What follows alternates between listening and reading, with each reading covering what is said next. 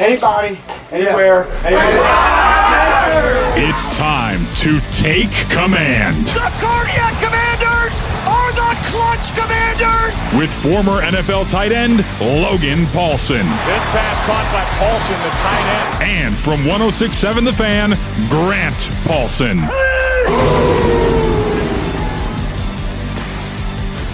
This is Take Command, Logan Paulsen, Grant Paulsen with you, and it is finally here, a Commanders game week. On Sunday, they've got the New York Giants coming to town to open the season. Logan, we've done it. The offseason is in the rear view. We have army crawled through the desert, and we have found water. Let's play football, bro. Let's play football, man. It was funny, like today I kind of started doing my regular season film watching. So kind of going through the third downs for the Giants, what they do on first down, definitely personnel, kind of reviewing some of the stuff from last year. And I was like, man, this feels so weird to be doing this, but it's like riding a bike, man. We're back in it, talking ball, and everything feels like it's right with the world. You know what I mean? The rhythms with the show today. So we're going to break down what could be some new wrinkles in the offense, how they could use Deebo Samuel. You know, what are some of the things they might run that we haven't seen a lot of. Want to get into some defensive changes they're making under Joe Whitt as well next segment.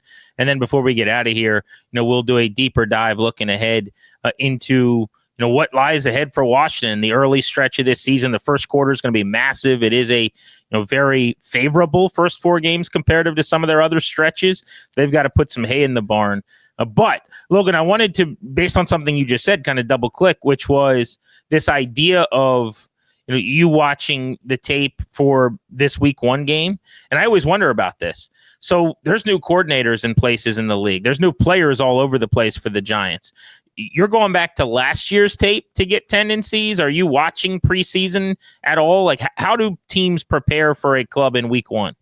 Yeah, I like to watch a little preseason because I feel like even though that's kind of day one, day two install for the team, you kind of get a feel for the fabric of what they want to be offensively and defensively. So you see a lot of the things that the Giants did last year in the preseason game versus the Jets offensively. You see defensively kind of how they're thinking about using Abdul Carter. He's kind of an off-ball linebacker in some looks. He's on the ball in certain looks. He's in their sub-pass rushing situation.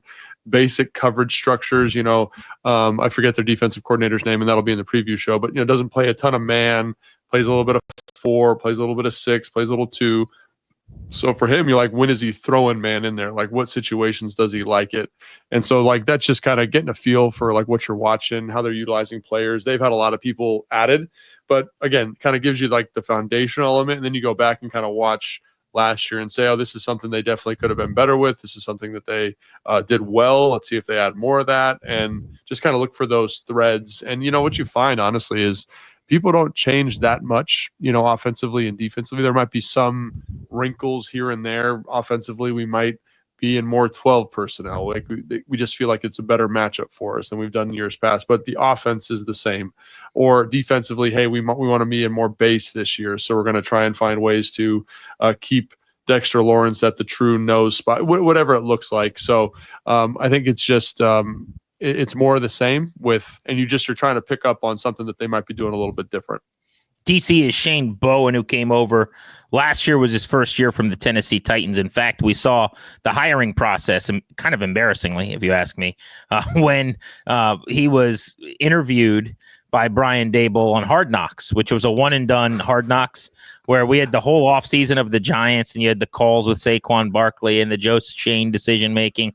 And I think a lot of teams around the league looked at it and were like, yeah, we're not cool with doing that. Well, dude, the other thing that gets me about Hard Knocks, anybody who's ever been affiliated with it, you have right of first refusal. So they Correct. Watched that clip and they were like, this makes us look real dope, which is crazy to me.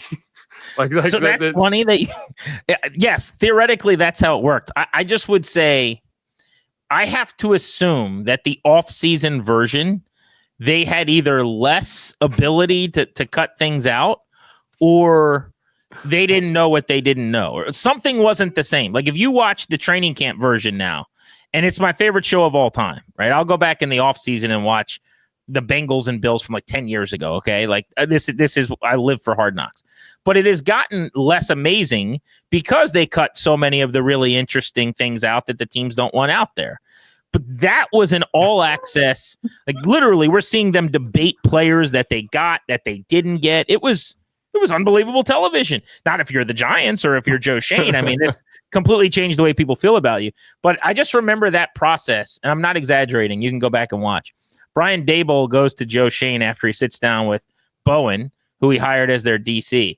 And Shane's like, what'd you think? And he's like, I really like this guy. He ranks 7th in yards and run. And he's like citing the stats he's citing are like yards per game in the run game the last 5 years.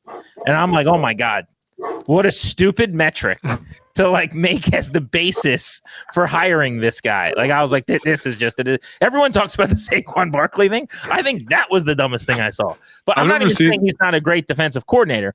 I'm just saying, you imagine these 500 level conversations with your R&D department and, you know, like these deep, thorough interviews. And he's like, well, they were like 5th against the run one time. So why don't we go ahead and do that? Like, that's what it felt like to me. I was like, this is insane. No, I'm with you, man. But I think that's the other thing is like when you talk to these coaches, sometimes they value different things, you know, head ball coach. And I actually like that hire a lot. I think Joe Shane's a really smart dude. I think he did a great job in Tennessee. When you look at that roster down there, when he was there, the fact that they did what they were able to do was really quite incredible, like really overperformed. And if I'm citing anything, it's that. Like when you watch the film, you see 11 guys who are just pouring their heart out for this guy. He knows how to motivate people. It is a funny statistic, especially in like the modern NFL landscape, which is so pass heavy, to be like, hey, you know what? This guy's great at stopping the run. I understand that's still important, right? But yeah, it's an interesting thing to choose to put on the internet about yourself. This is kind of the point. And by the way, like, I have no problem with you caring about stopping the run. Yards per game is like stat number 96 that I would use.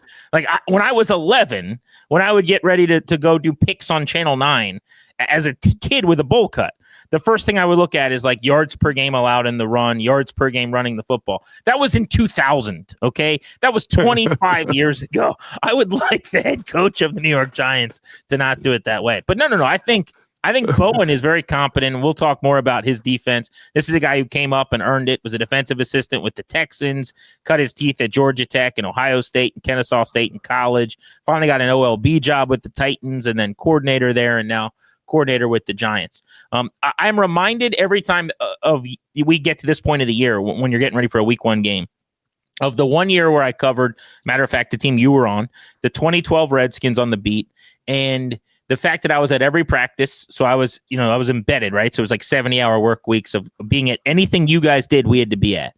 And I just remember feeling like I had such a good understanding of what they were going to be and look like. Schematically, I don't even mean like how good the team would be. Right. But this is Robert Griffin's rookie year. And sure enough, you guys come out against the New Orleans Saints and you run an offense we had not seen at any point, not in any of the preseason games, not in one single practice, where Robertson pistol and everything's bubble screens left and right for 2 drives. And then, you're operating with read option, where the whole year majored in that drift on the backside to Pierre Garçon. And it was just a bunch of stuff that we hadn't seen a lot of. And I always remind myself of that. We feel like we know what they want to be based on what we saw. But on that specific example, when did they like implement all of that stuff? And were they purposefully just hiding it from everyone? And then how different is that from the rest of your career? Like, is that something we could see where Cliff's got a bunch of stuff he's ready to roll out that we haven't seen? Yeah, so I think this is a great talking point, actually, when it comes to offensive football. So, like, when you're doing, like, day 1, day 2, everyone talks about the install structure for teams. We've talked about on this show a ton. So it's like day 1 is like, hey, here's our quick game pass. Here's our favorite base run. And think about each day of install is the skeleton of your offense, right? It's the bones that hold everything up. The thing that animates the skeleton is the coach and the verbiage and how they get to different looks. And so what I mean by that is, the drift is a great example. So we were running, past 18 week was the call, or past 15 week, whatever it was. So tight zone out of I formation, downhill to that side. And so when we were running that, Kyle noticed that, hey, this dude over here, the strong side linebacker, because again, it's I right and we're running the ball to the left, is going to play really hard to fit the extra gap the fullback is creating on the left side of the formation. And so with that void there vacated by that will linebacker, why don't we just run a route right in behind it? And so then we just called it drift. And that became, so again, we had past 15 week in. That's like day 4 install for Kyle, right? And so the X drift was like, after watching a bunch of people on film and how they play weak, it's like, why don't we just run a drift there? And so then we run a drift there, and then we'd run a drift. Oh, we can run it to the strong side too. We can run it weak. We can run it with this seam. We can run it with this big out. And all of a sudden, it just kind of developed off of it. But the bone of that install was the pass protection, and then how the teams played off of it, right? And so I think like it was the same thing with the zone read. Like we put in zone read pretty early in that training camp. It was, I don't want, maybe day 5 or 6, maybe 7. So later on in the process, but then it was like, man, running zone read, there's this unblocked defender here because it's cover 3. Why don't we just bring a guy back? We call it Grizz. Bring a guy back and block him. So then we brought a guy back and blocked him, and it was like, okay, now we have hats for hats. And then it's like, well, now we can run a pass protection off of that, and it just kind of built off of that. But the zone read was the humerus of your arm, and then we just were able to kind of add all the ligaments and the muscles and the connective tissue off of it. And I think that's one thing that makes offensive coordinators good. And I've said this on this show before, and I said it on John Keim's show that I did earlier this week, is you have an idea of what the offense is. You have an idea of what you're good at. But then as you get into the season, teams respond differently to you. They present different looks. And all of a sudden you're like, this run isn't as good as we thought it was. Let's tweak it. Let's change it up. Let's prioritize this a little bit different. Let's prioritize this protection. Let's prioritize this route concept because this receiver is better at it. And all of a sudden the offense, which was still kind of following that day 1 to 12 install schedule, has morphed, but the skeleton of it is still the same. What were some of the things last year that maybe at the beginning of the year wasn't a bread and butter or wasn't something they majored in, but you think they eventually got to that they really liked that could be prevalent early this year offensively? Yeah, so I would say like the number one thing for me is like what I call spin. I don't know what they call it here, but it's basically like 2 ins, right? So think about it with like Zach Ertz in that number 2 spot, Terry McLaurin, whoever's on the perimeter, and they're both running digs. One's at 12 yards apparently, and one's at like 15. So you get 2 different levels. Like you get kind of 2 different windows there. Zach Ertz did a great job of that last year, and that became kind of their 3rd and 8, 3rd and 7 type of call, right? And those 2 guys aren't too close together, bringing DBs to they're close not to because of how they spend. I think this is where spacing and stuff is so important, right? Like, because if you get too tight, then you're going to be stacked, right? But if we're at good spacing width, so like he's in the slot, but we're going to cheat in near the tackle a little bit. The receiver's going to cheat out a little bit. Then we got 2 levels. So if I run that first in and the hook player matches me, I've created a void for that second dig coming in right behind him. So that I think was one of the better plays that I saw later in the year. So again, and is Daniels always reading the hook player then? Because either he's going to, jump on Ertz or lay off and Ertz is open. So the read to me, because they were getting like a lot of man or like a lot of match, is like if Zach wins, throw him the ball. If Zach's covered because there's a hook player or someone's in that window, we're going to get to the second dig, and then there's a nice flat control, like either the back's chipping, running to the flat or whatever. And so I think that's something that you have there. Because again, if that hook player gets depth under that dig, hit the flat, right? And so it became this really, it's a simple play. Everybody runs it. I ran it with Kyle when I was in Washington, and they run it and they've just got really good at it. And that was something that I don't think they thought they'd be good at early in the year.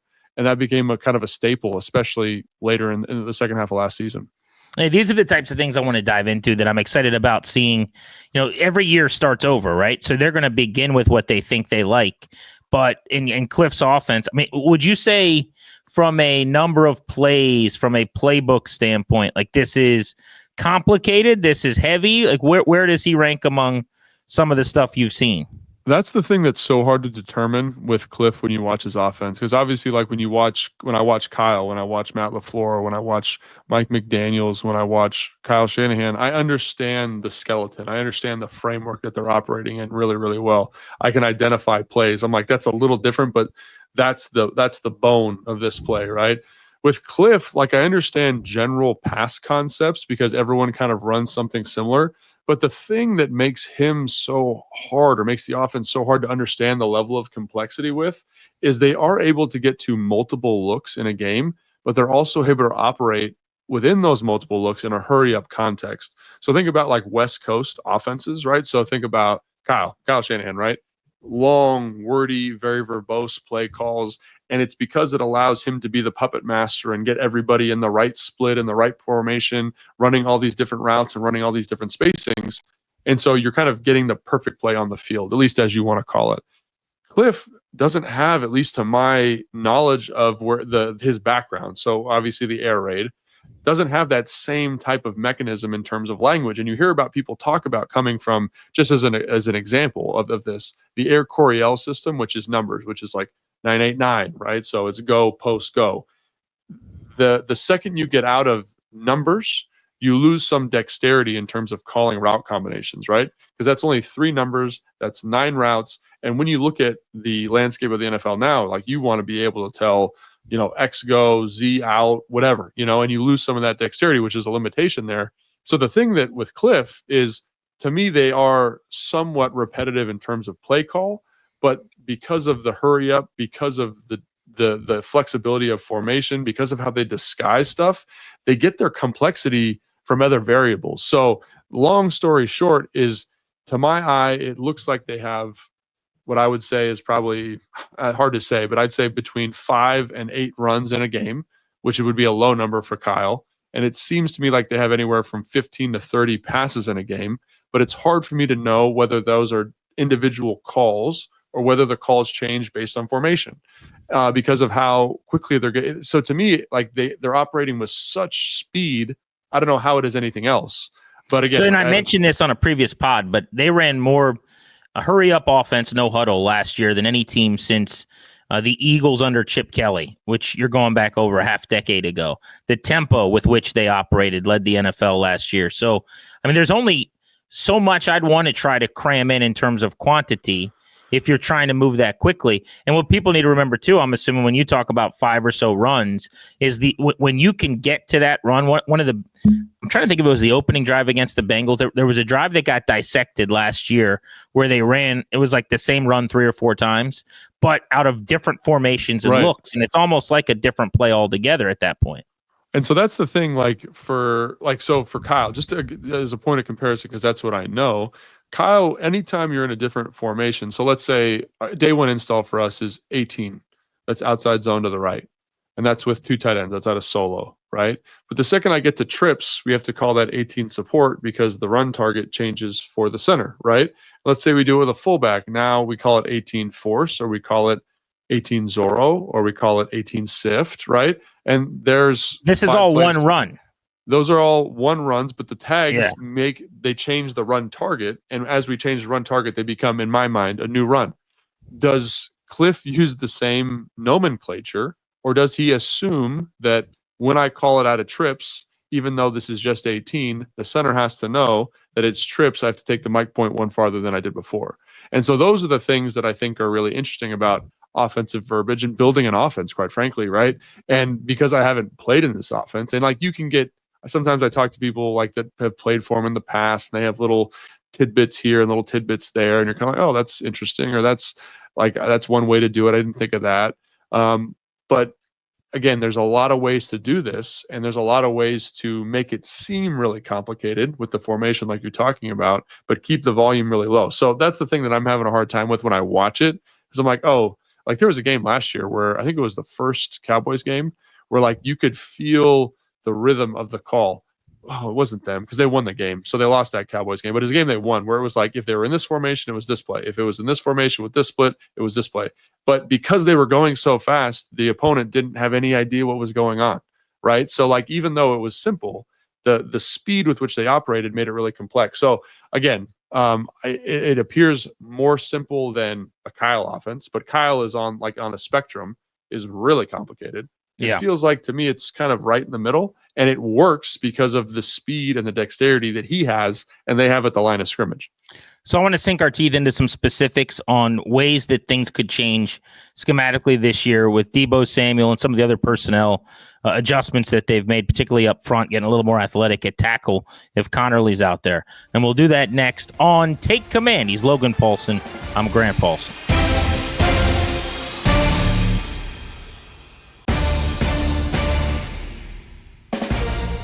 Take Command. We are available wherever you get your audio. Please subscribe, rate, review, leave comments on the pod, do all of that podcasty stuff. Of course, you can watch us on YouTube in high definition as well. Handsome Logan and myself on the 106.7 The Fan and Team 980 YouTubes. All right, Logan, I want to get into Deebo Samuel's insertion into the offense. We only saw him get the football once in the preseason among a couple of snaps, literally, that he was out there for. I don't think it's a coincidence, though. The dress rehearsal, the first play against Cincinnati, the one time they kind of game planned any looks, the first play was a jet action end around to Deebo Samuel. I'm just excited to see what they do with him. When you go back and study, his usage, what do you think they're going to try to get done with Deebo early this season? Yeah, so this could be a long answer because there's levels to this, right? It's like, how do you want to, like, what does he do for you? I think that's the crux of the question. And for me, what Deebo does better maybe than any player in the NFL at the moment is he creates favorable matchups. And so what I mean by that is I can trot out, let's say, 12 personnel, right? And Deebo's in. Deebo's like a receiver, right? And so it might feel like that's 12 personnel, and I have to match that with 12 personnel because he can play outside the numbers receiver. I've got, let's say whoever Jennings in San Francisco, he's playing receiver. We got Kittle, we got Juszczyk in, and we've got another running back in, right? And all of a sudden I can motion him to the backfield, and now we're in 22 personnel. And so I've matched you in 12 personnel, which means I'm probably a nickel personnel, like I'm matching you with smaller personnel defensively. And now all of a sudden I'm in a big personnel to run the football just because of what he's able to do as a ball carrier and on the perimeter. Let's say we go in the reverse. Let's say, Deebo's in the game. It's short yardage situation. We're in 12 personnel. And all of a sudden, like, he's the back in that personnel. So we have 3 wide receivers and he's lines up in the backfield. I'm going to match you defensively with a linebacker. Now I just motion you to the slot, and all of a sudden we have our number 1 receiver drawing the matchup of a terrible coverage player. Most linebackers can't cover a number 1 wide receiver. So if I'm Cliff, like, that's the flexibility he gives you, is basically saying, how defensively do we match personnel with a player who can line up outside the numbers and kill us, but is also a very dexterous ball carrier as a runner? And obviously the interesting question is where does that dial actually fall? Are you turning it up to 11? Is he playing running back, 35% of the snaps? I don't know if they're going to go that high, but that's the type of flexibility that he gives you in terms of drawing a matchup. There was a play that I watched from 2024, so last year, where they line him up as a running back. He gets a matchup with a linebacker. They run a shallow cross by the number 1 receiver, and he just runs a wide and go from the backfield, and he's drawing a linebacker, and he just runs right by him, catches it for an explosive play.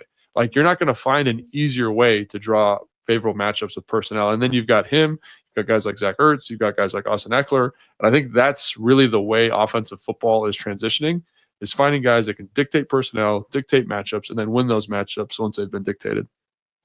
Among wide receivers last year, 42 carries led the NFL, which shouldn't surprise anybody for Deebo Samuel. To your point, he had his own position name, wide back. They started calling him, right, the wide running back.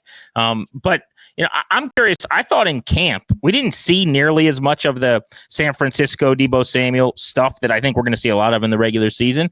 He just lined up and played receiver a lot, and I thought he looked really good. And if you go back to 2023, so this has been a couple of seasons now, but he did a lot of that in San Francisco. I mean, his all-pro year in 21, he averaged 18 yards a catch, had 77 grabs for 1,400 yards. He was running a lot of those, like, Kyle Shanahan vintage dig routes, middle of the field, play action pop stuff, and he did it very effectively. Now, there's questions about what he is now compared to then at 29 years old, but I'm excited to see it because he has proven that he can play the wide receiver position traditionally, as well as be the versatile Swiss Army knife that they brought him in here to be, I'm sure. Yeah, I think that's a great point. And I think when you look at what he does well, like, I don't know if this is how Kyle used him, but he ran the hell out of a dig. Whether that's the I love him doing that because he boxes guys out. He's got the size and the physicality. He can make a contested catch between the hashes. Like, he's been so good at that in his career. Yeah, run the hell out of a deep dig. We're talking that kind of 18 to 20 yard dig. He runs a drift really nice. He runs that slot kind of 12 to 14 yard dig. And it was interesting kind of watching the film as I went back to 2021 where he had like that really productive year and he had all those carries and explosive runs and explosive receptions and really went bonkers. And I was like, a lot of this seems to cross over maybe with what Zach Ertz does, right? He runs a little bit of choice from the slot. He runs the spin concept, right? He runs kind of that box fade, right? And so I think when you get all of those elements, you just say, okay, like in terms of skill set, everyone says he's not a true wide receiver. If you have him running a route tree that works for him, yeah, he's a true wide receiver. But I don't know if I feel like I'm not getting the most out of him if I put him out there and say, hey, just play Z, right? I want him in the slot. I want him on a nickel. I want him boxing people out. Like you said, I want him using his big frame to run a choice, to run a under, like run like an old chair concept. So corner by number 3, under 5-yard under by number 2, catch that ball against Philadelphia in 2023, caught one, and it looked like just a benign first down, right? Like no big deal. He ends up breaking the tackle of the nickel player, runs through the safety's face, and scores a 45-yard touchdown. Like that's what he gives you, right? It's like this ability to, once I'm in space and I've got some separation, like I'm a tough tackle. And I think you saw that in the preseason with the run. I think you see it on every year of his film, that I've watched going back to 2021. Yeah, he was in the slot last year over 60% of the time as I look it up right now. About 680 snaps, 424, out. I should say out wide at over 60% of his snaps. And the slot was less than that. But it's funny. I'm looking at the game by game where they lined him up. And it's pretty clearly to me that they either had packages they liked or matchups they liked. So in week 1 and in week 16 last year, he had double-digit snaps in the backfield. But then there are also games where it's 3, 4, 1 snap in the backfield with 19 in the slot and 35 out wide. Week 14, he's back to 5 in the backfield, 10 in the slot, 33 out wide. There's not really a rhyme or reason. And with him, I'd have to dig deeper. Maybe he was banged up, and so that there's some usage concern or difference there. But it seems to me like there is this chameleon element here where 1 week he's in the backfield on 10 snaps, and the next it might be 2. And the slot is kind of undulating as well. It's everywhere from 9 to 20 snaps, right? So I kind of love that portable. It's kind of what you're talking about, right? It's you just don't know how they're going to use him until he lines up. Yeah, correct. And I think if I remember correctly, some of the increased snap numbers were because they had injuries at running back positions, so they needed someone to come in and fill that role. And I think when you look at that Kyle offense, one of the things that stuck out to me after watching Deebo's film was just how reliant they are on having an explosive playmaker at the running back position. And again, it goes back to that matchup thing we were talking about. Like if Christian McCaffrey's hurt, Deebo Samuel can come in and he can run some of those choices, those slants, and beat linebackers one-on-one, beat a safety one-on-one. And defensively, you have to kind of cultivate your coverage structure where he has to be treated as a running back. Because again, you go back and watch some of that stuff and you're like, man, like this is a running back run. This is a trap. This is a wham. This is an inside the tackle run. And he's busting it for 20 yards. And so that's a very unique skill set. You can get guys, receivers that can play in the backfield and attack the perimeter, run an outside zone, run a toss crack, which Deebo's excellent at. But the idea that you can get somebody and have him play true running back, I don't know how much he wants to be doing that, but it does give a lot of flexibility and dexterity to the offense. And we talked about Cliff and like how many plays is he carrying? What's he doing? Think about just taking Deebo, putting him in the backfield, and all of a sudden that wham that Chris Rodriguez ran is now way more problematic because how do you match up with the personnel? And it gives it a new look. And also, if you hit the wham that cleanly in terms of blocking service, as much as C-Rod has gotten faster, I would imagine Deebo's taking that to the house for a touchdown. Logan and Grant Paulsen on Take Command. We're just diving into Washington's offense and some things. You were bringing up 21, so I just looked that up. It's got me thinking about something. Another fascinating thing, when we're all coaching and pretending to be OCs and play callers from our couch, that we don't really think about that much is like, at least in my mind, I'm going, okay, how do I get to the sticks on this play? How do I get a first down? How do I score a touchdown on this drive? Whereas there is also a 10,000-foot view that these coaches need over the course of a season to get where they need to go. And what I mean by that is, in the case of a Deebo, like you can't just have an awesome September with him if it means you're running him into the ground. I bring this up because in 2021, the year we talked about, he had a total of 7 plays that he was in the backfield for going into week 10. From week 17, the final week, through 4 playoff games, or I should say 2 regular season games and 3 playoff games through the conference championship, he's in the backfield for 10, 15, 13, 12, and 11 plays. Yeah. So, I mean, you start to really, okay, what do we do best? Now, there's no saving anybody. Like, this is a semifinal of the conference. This is a conference championship game. So I wonder how, if you're Cliff, you got to add, subtract, you got to hit the gas pedal, hit the brakes too. That's part of this thing that we don't think about when we're going, it's 3rd and 4, let's go get 5. Yeah, and I think it's, to me, with him and his skill set, he's one of those players where you almost want to give him the ball every play because of how physical he is. But also, it's a great point. It's something, like coach high school football. It's something that you're always having to consider with some of your better football players. You want to give them the ball all the time, but they got to play. You need them for the playoff push, right? So like you're kind of constantly doing a pitch count. I feel like Deebo falls into that that bucket really, really well because again, like when you watch him, man, it's like, man, for a receiver, he is insanely physical. Like he runs so hard. Violent. Yeah. And you're like, this is not sustainable for the whole year. So you got to be, I think he just got that dog in him, like that meme with the x-ray and it's the pit bull in there or whatever. Right. And you can't you can't say, hey, Deebo, like take it easy. It's week 4. It's like he's going to hit it as 100 miles an hour. So you got to be really selective about your touches.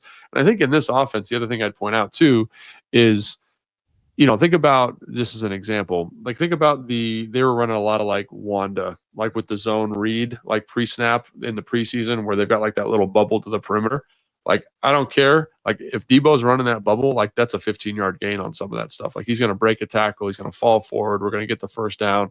And even though like he's not in the backfield, he's affecting the composition of this offense and the productivity and the efficiency of the offense just by being involved in stuff like that. Think about like Terry last year versus Pittsburgh, where he runs that little RPO slant and takes it to the house. Like you've just added another piece that can bring that dynamism to the offense. So like I think people say, oh, it's from the backfield, he'll be this. From the backfield, he'll be this. Like I love him, the idea of him on some of these pre-snap, like just like count looks. You know what I'm saying? Oh, it's 2 over 3. Let's throw it out there real quick. Like think about Terry against Detroit. Like that's great, and that's gonna read like a run in terms of stat tracking for this offense, which is awesome. Like if I should rephrase that.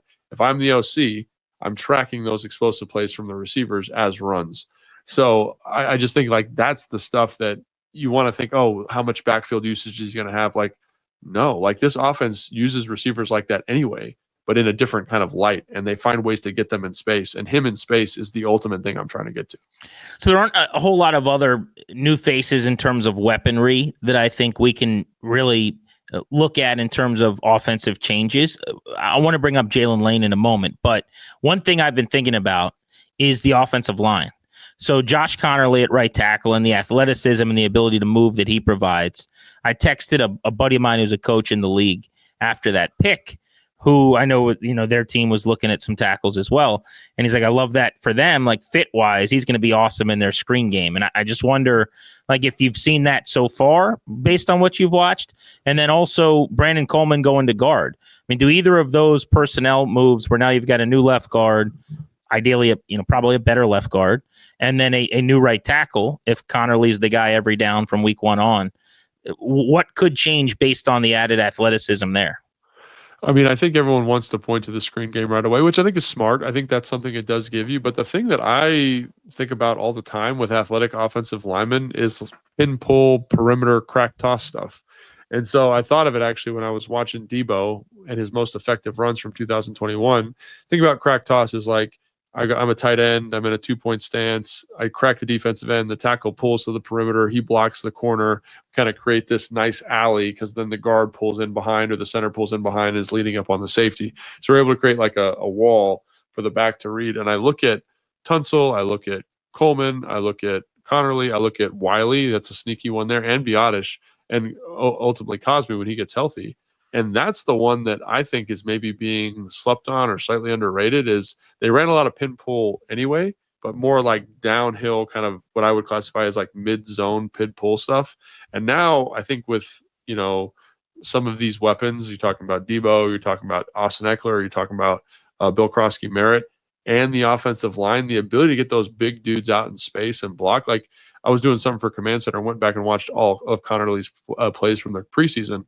And was kind of like blown away by the athleticism that I saw. Like he's not this player, but like you're always comparing people to the best, which is unfair to them. But like Trent Williams and his ability to move in space, like there was shades of that kind of basketball player ability to sink your hips, make contact at the second level on some of these screens. Like they ran a screen versus New England, And that corner didn't stand a chance, man. Like, he just got out there before the ball was even thrown. And it's very hard to find people like that. So I think screens, perimeter runs, crack tosses, anytime you're pulling the tackle, like, it's even on like tackle trap stuff, like that Baltimore got a lot of miles out of a couple years ago. And I think about, if I have Jaden Daniels, who do I want to compare him to? It's probably Lamar as a runner. And they got a lot of miles out of like reading that backside end. He's coming down. He crashes following the tackle. I can pull it. We've got an RPO set up to the perimeter. So it just gives you a lot of movable chess pieces that can get to spots, which is weird to talk about with offensive linemen because you usually say that for receivers. But I think that's what it gives you. More dexterity in the run game, kind of number one, first and foremost. All right, then real quick, and we can be shorter on this one, but Jalen Lane, do you see a role for him early on with his straight line speed? Because, the idea, I think, is he's kind of Deebo too. If Deebo's healthy and on the field, do they actually have anything for him in the early going here, do you think? I think that'll be really interesting because in your mind, what is he? He's the fourth, fifth wide receiver, and depending on yeah. And so to me, you don't like game plan touches for your fourth guy or your fifth guy. I do think as the season goes, like, will his role potentially expand? Yeah, I think that's entirely possible. I do think early in the season, you're probably looking at something very akin to De'Ami Brown early last year, where it's like, I'm the big kind of vertical speed guy running these deep posts. Like, you feel my juice into the defense, and we're creating throwing windows underneath. And then obviously, like, there's the bubble stuff that De'Ami did so well with, the screen stuff that happened last year. And so at some point, does that start to grow for him? I would say, yeah. Like, and then if he does well with it, that package will start to grow and he'll get more opportunity. But I think it's definitely going to be a slow roll to start. All right, next, let's get into the defensive side of the ball. And, not only some things they're going to try to do up front, where they're going to put as many D linemen out there in the situations where they can thrive as possible, but also on the back end, better corner play. What will that do for the play caller, Joe Whitt Jr.? That's next. He's Logan. I'm Grant. This is Take Command.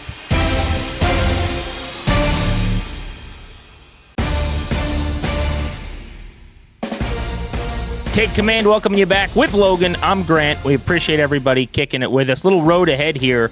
So Thursday, we will have a game preview. We'll do that every single week, all season long. So Logan's going to break the Giants down on both sides of the ball and put together, a game plan on how to attack them. It's a really, really good listen. So make sure every Thursday you come here for that. And then Sunday after games, we will get you a live reaction pod as well. So make sure Sunday afternoon will be from the stadium that you can get to your computers and watch that. So we'll give you 3 episodes of Take Command a week, every week, all season long, starting with this week 1 that we're fired up about. But Logan, without further ado, let's get to the defensive side of the ball, man. And let's talk about the defensive front. So I've used the comp of the bullpen. Okay. This is kind of how I'm viewing this. In a major league bullpen, everyone's got a different role. My lefty who gets a lefty, my setup man who's a righty who throws a changeup. We like him in these matchups, whatever that looks like. They've got a plan here with someone like Jacob Martin deep in their rotation where they're going to use him in scenarios where he can thrive. They're going to look for Von Miller to close. They're going to put Dietrich Wise out there on running downs with a guy like Javon Kinlaw. How do you mix and match and make this work, though? Because it sounds great on paper. This is a really tough coaching job for them, I think, to land this plane in a way where everyone can go out there and be at max capacity. Yeah, and I think the thing that's interesting about this is I think people are like, oh, you mentioned the specialty pitchers, right? And I'm not a huge baseball guy. Like, surprise, surprise, I spend all my time talking about football. But I think there's something to just a guy that's going to have like a consistently low ERA. It doesn't need to be 0 necessarily. It doesn't need to be closing numbers, but just like consistent, like you can trust what you're going to get from this group. And so on first down, my analogy is going to be that consistent player. And so when I look at Dietrich Wise, when I look at Dorrance Armstrong, when I look at Daron Payne, especially in the second half of last year, I saw guys that understood how to be consistent on first down. And not everybody in the front at the time understood how to do that exactly. And so why I bring that up is, I think I said this on the last show, and we made a clip for social or whatever, but like, I think about when you're able to set edges, when you're able to fit your gaps, when you're able to cover the linebackers up, and you're just able to be where you're supposed to be, get the ball placement as a pitcher where it's supposed to be, the defense functions. And I think that is what you're doing, is you're just saying, hey, we're losing some of the defensive explosive plays, but at least we can be consistent in terms of making sure our middle linebackers, Frankie and Bobby, can have running lanes to the football, and they know the run, like they know where the fits are going to be. Last year, I felt like there were times where Bobby was having to kind of overreach and kind of be like, I need to be in two gaps at once. I'm trying to play the front side B, get back to the backside A, and that's just bad ball. That's just tough because I can't trust that this player is going to squeeze this gap after the pull. And so I think that's what I would say with that front group is Dietrich is incredibly consistent. Duran improved and is explosive. And I think Dorrance understands how to set a nice vertical edge. So think about that. We're just going to box it in. Kinlaw is going to be explosive. Hopefully he can beat some double teams and get some vertical penetration, which he showed in that Cincinnati game. And then let those linebackers run. So to me, it's not so much about like who's going to be the explosive playmaker. It's like who's just going to not screw this up in the front so that we can make sure the back end fits are correct. And then how about passing downs and generating pass rush?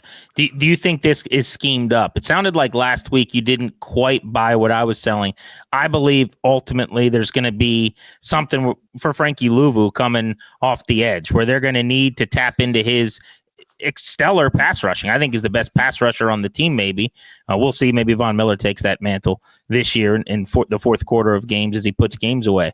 But like, where do you see the pressure coming from? And do you think they've just got the horses to let them line up and go, or do you think it is going to be schemed up by Whitt and Quinn? I mean, I kind of getting ready for this Giants game. I'm looking back to last year, and I'm like, man, your pitch last year with your 5-man pressures were so good. Like, and even like the simulated like zone pressure stuff where you got Bobby and Frankie up in the A gap and then they drop the ends out or drop one of the ends out. Like that stuff is so good. Like, why get away from it? And maybe you do feel like you can win with 4, but I think like one of the things that getting better on the perimeter allows you to do is just be more aggressive in coverage and then be more aggressive with the rush. And I'm not saying all the time, but I do think they'll use Frankie on the perimeter as an edge rusher. I also think they'll line up in the middle. I think they can do more. I think when you talk about what makes this group in the pass rush, we talk about consistency, right? With the first and second down group of guys, like who can just be consistent and be where they're supposed to be. Pass, right?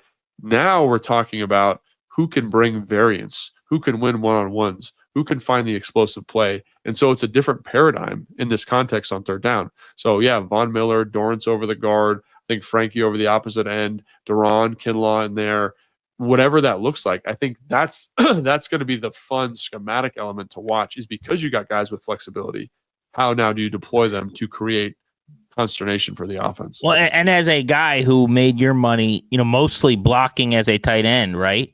I mean, what does that do? Let's talk about that. Like when Luvu's occasionally lined up as a Mike linebacker, but sometimes he's standing on the edge, and now he's, mugging in the A gap. Or you referenced Dorrance Armstrong being able to be in.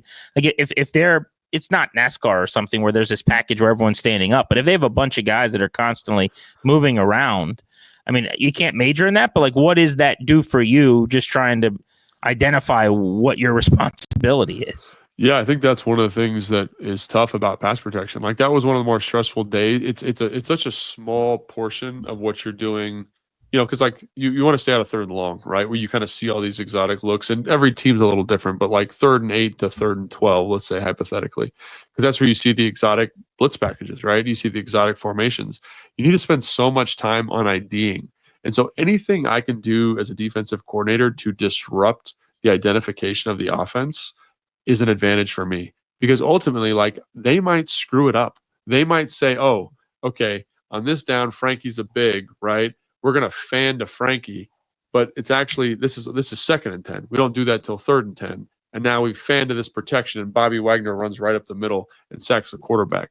Like, that's the type of stuff that this gives you. It's just basically saying, like, we have so much flexibility. We can move these pieces around the board.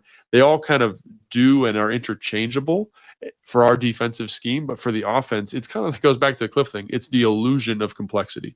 We're running the same patterns. We're running the same stunts. We just move bodies around. And I'll tell you, as a guy who had to stand back there and was like the 3rd down protection guy for a couple of years, I'm sweating bullets, because you're like, is that what number is that? Is that the right guy? What did the quarterback say? It's the play clock's working down. They're rotating the other way. You're like, oh shoot. And all of that has to happen in 30 seconds. So anything I can do to make that a little bit muddy, that's a win. I think Joe Whitt Jr., and we saw some of that in the preseason, which was exciting. So you mentioned 3rd and 8 to 3rd and 12, which makes a lot of sense, is when coordinators can kind of let their hair down and have a little fun. What's the opposite of that, where it's the most vanilla in terms of down and like when are you like, okay, we did our part and now we get to not have to worry about that for a down? You talking about for the offense, you're saying?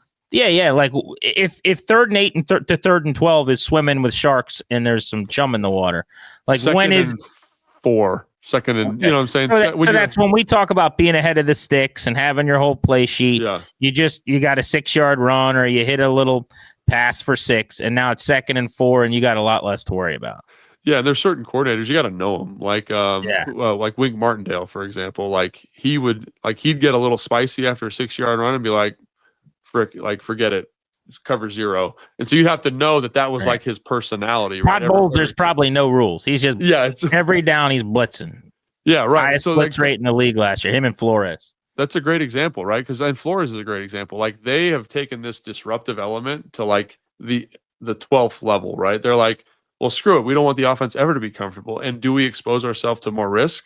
Yeah, absolutely. But it's so disruptive. We're counting on turnovers. We're counting on negative plays like sacks, tackle for losses, whatever, to offset some of that statistical variance. So obviously very successful for Minnesota, less successful for Tampa Bay. But I think the principle is still there. All right, one more as we X and O a little bit on what could look different maybe for Washington, things they'd like to get to more often on both sides of the ball.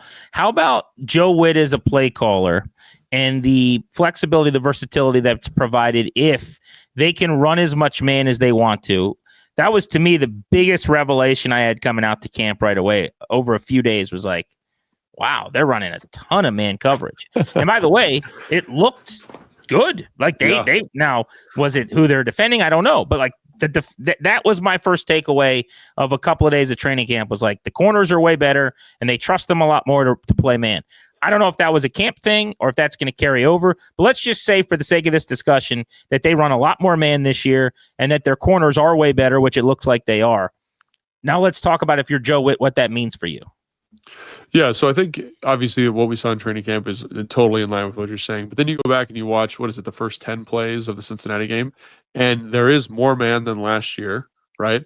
But they get to it and they disguise it in different ways. So even though they had a higher percentage of man last year than I feel like at any time, in the Cincinnati game than at any time last year, where they were like, they still, hey, here's a little cover 3, here's a little quarters, here's a little fire zone, right? And so I think the thing is, like, going back to the pitching analogy, their fastball, they want to be a man coverage, like come after us, like beat your chest, like we're a competitive, tough football team, which is really the way we live is not for everybody. Right. Exactly right. Arrive violently. And I respect that because I'm in on that. It coincides, right? It works, right? And so you look at what they did in Dallas, talking about Dan, he wants to be in man. He wants to dictate to the offense, which I respect. And now they can do that. And now as a hitter, you're like, well, shoot, we got to make sure we can hit the fastball. But they got this sick changeup, which is this cover 2 invert that really messes with our rules from a route combination standpoint if we don't ID it correctly. Or, hey, they're in this bare front. Everyone's in the line of scrimmage. It looks like they've got all this run support up here, and they're actually in man now. And that was totally a surprise, and it works because now they're dogging our tight end that stays in there because, like, he's in pass protection. So I think it's just the thing that I'm most excited about. There will be more man coverage this year, but it's the change-ups off of it, because that's when you get the ball production. That's when you get the sacks. That's when you get the TFL. And you saw shades of what that could be in those 10 plays of Cincinnati. And I thought they did a really good job against a really good receiving corps of being disruptive and confusing and fast and aggressive in a way that, standing on the sideline of that game, that I had never felt last year. And they played hard last year, don't get me wrong, but the confidence that they had.